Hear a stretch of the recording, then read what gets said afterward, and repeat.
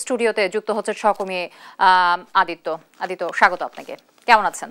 এই তো ভালো। আদিত্য, আপনার প্রতিবেদনটি আমি দেখলাম।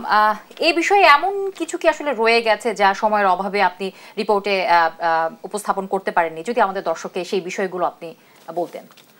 আসলে দেখুন, বিগত 15 বছর সময়ে যেই দুর্নীতিগুলো হয়েছে বিভিন্ন মন্ত্রণালয় কর্তৃক, এবং সেখানে কিন্তু যে পতিত সরকার রয়েছেন তাদের কিন্তু যোগসাজশ ছিল। এবং আপনাকে আমি একটা জিনিস জানিয়ে দিই যে শুধুমাত্র যে শেখ হাসিনার এই যে প্রকল্পগুলো বরাদ্দ করা হয়েছে, সেখানে কিন্তু রাজুকের 10 কর্মকর্তা, রাজুকের বহুল আলোচিত চেয়ারম্যান যিনি রয়েছেন আনিসুর রহমান মিয়া, তিনি সহ এবং জাতীয় গৃহায়ণ কর্তৃপক্ষের 4 জন ঊর্ধ্বতন কর্মকর্তা রয়েছে। এর মধ্যে রয়েছেন প্রশাসনিক কর্মকর্তা, সচিব রয়েছেন, অতিরিক্ত সচিব সহ আরও একজন যিনি সচিব রয়েছেন তিনিও ছিলেন।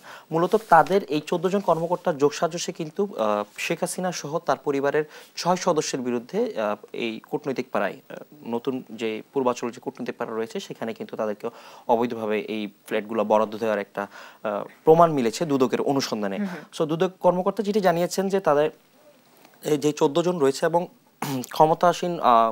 বিগত ক্ষমতাসীন আওয়ামী সরকারের যে প্রধানমন্ত্রী শেখ হাসিনা, তার যোগসাজশেই কিন্তু তার ক্ষমতার অপব্যবহার করার মাধ্যমে তাদেরকে জোর প্রয়োগের একটি প্রমাণ তারা মিলেছে, এমনটি অনুসন্ধান কর্মকর্তা আমাদেরকে জানিয়েছেন।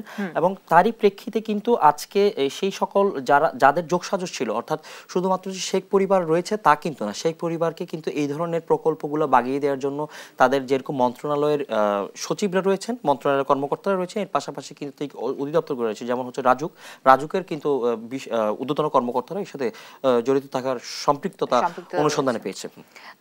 আমি যদি একদম স্পেসিফিকলি বলি যে আসলে কি কি আসলে প্রমাণ দুদকের অনুসন্ধানে উঠে এসেছে, যদি স্পেসিফিকলি আপনি আমাদের দর্শককে বলতেন এই বিষয়গুলো।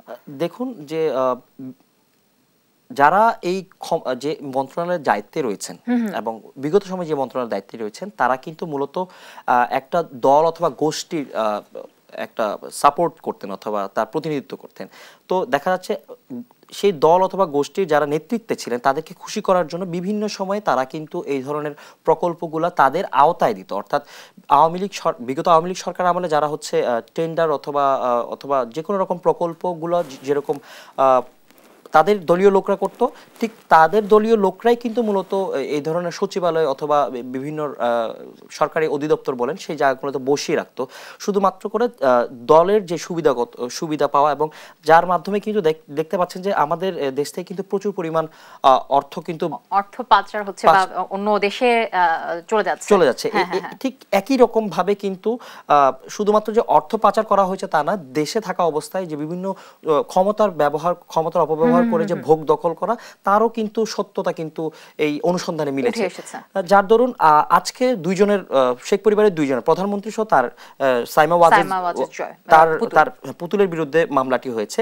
এবং যে অনুসন্ধান কর্মকর্তা তিনি কিন্তু আরো সুপারিশ করেছেন যাতে করে এই অনুসন্ধানে এবং এই দুর্নীতিতে যাতে করে পরিবারের বিগত আর যে 4 সদস্যরা রয়েছে তাদের বিরুদ্ধে যেন মামলা হয়। আমরা হয়তো অতি শীঘ্রই তাদের বিরুদ্ধে মামলারও একটা প্রস্তুতি নিচ্ছে অনুসন্ধান কর্মকর্তা এবং দুদক, সে বিষয়ে আমরা আরো বিস্তারিত জানতে পারবো।